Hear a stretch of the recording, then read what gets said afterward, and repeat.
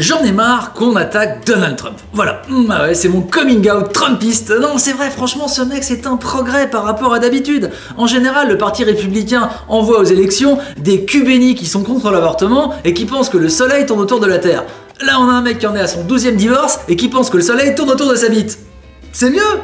Alors vous le savez sans doute, Donald est sous le feu des critiques parce qu'on a retrouvé un enregistrement où il tient des propos, comment dire, tellement crus que même Denis Baupin en verdirait de honte. Mais bon, franchement, un président qui raconte n'importe quoi, qui se tape un top modèle et qui se fait enregistrer à son insu, en France, on l'a élu en 2007. Alors oui, Donald est un peu sexiste, un peu limite parfois, il a déclaré que si sa fille Ivanka n'était pas sa fille, avec les courbes qu'elle a, il sortirait sûrement avec elle. Eh ben tu dis ça dans les Hauts-de-France, mais t'as 95% d'intention de vote. Bim, point Miloute.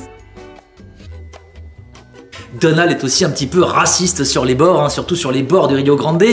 Non, c'est vrai, si tu t'appelles Pépito ou Mouloud, franchement, t'es pas dans ces petits papiers. Et puis Donald a gagné sa popularité dans une émission de télé-réalité.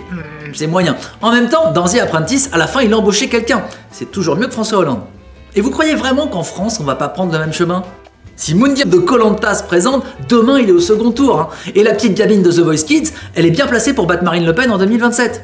Je ne sais pas si vous avez vu le film Idiocratie de Mike Judge, un film très drôle qui postule qu'en fait notre QI va tellement baisser que dans un siècle et demi, on élira des stars du porno, du catch ou de la télé-réalité.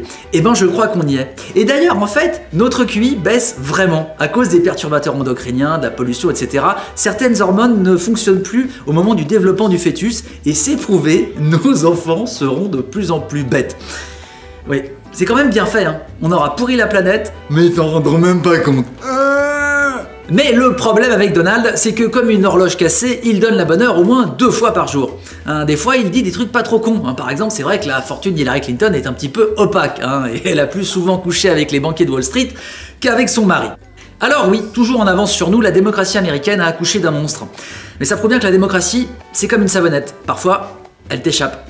Et si t'es dans les douches, il vaut mieux pas te pencher. Et retrouvez-moi dans mon spectacle Inflammable tous les mercredis à 21h30 à la Nouvelle Scène.